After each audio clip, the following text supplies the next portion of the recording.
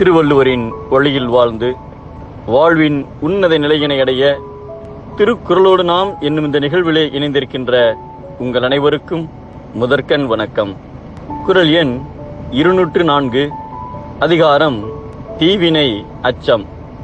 பாண்டவர்கள் வனவாசத்தில் இருந்தபோது துரியோதனன் மனதில் ஓர் அற்ப எண்ணம் தோன்றியது. வனத்தில் துன்பப்படும் பாண்டவர்களின் முன்பு ஆடம்பரமான உடைகளுடன் சென்று நிற்க வேண்டும், அதைக் கண்டு பாண்டவர்கள் மனம் புழுங்க வேண்டும் என்று நினைத்தார். வனத்தில் இருக்கும் தனது பசுக்கூட்டங்களை கணக்கெடுக்க செல்வதாக கூறிக்கொண்டு தனது படைகள் சூழ வனத்திற்குள் வந்தார். அங்கு தங்குவதற்கு கூடாரம் அமைக்கும்படி காவலர்களுக்கு கட்டளையிட்டார். ஆனால் அந்த இடத்திலோ கந்தர்வர்கள் தங்கியிருந்தார்கள். அவர்களை விரட்டி அடிக்கும்படி துரியோதனன் உத்தரவிட்டார். அதனால் கௌரவர்களுக்கும் கந்தர்வர்களுக்கும் போர் மூண்டது. கௌரவ படைகளால் கந்தர்வர்களை வெல்ல முடியவில்லை. கந்தர்வர்கள் துரியோதனனை சிறைபிடித்தனர். உடனே துரியோதனன், தர்மபுத்திரரே, என்னை காப்பாற்றுங்கள் என்று கூக்குரலிட்டார். அதை கேட்ட தருமன் தனது தம்பி பீமனையும் அர்ஜுனனையும் அழைத்து துரியோதனனை காப்பாற்றும்படி கூறினார். அதற்கு பீமன், அண்ணா, துரியோதனன் கெட்ட எண்ணத்துடன் தான் இங்கு வந்துள்ளான், அவனை காப்பாற்றக்கூடாது என்றார்.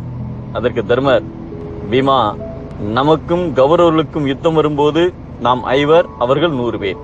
நம் குலத்திற்கு அவமானம் நேரும் போது நாம் 105. இப்போது நம் குலத்திற்கு அவமானம் நேர்ந்துள்ளது.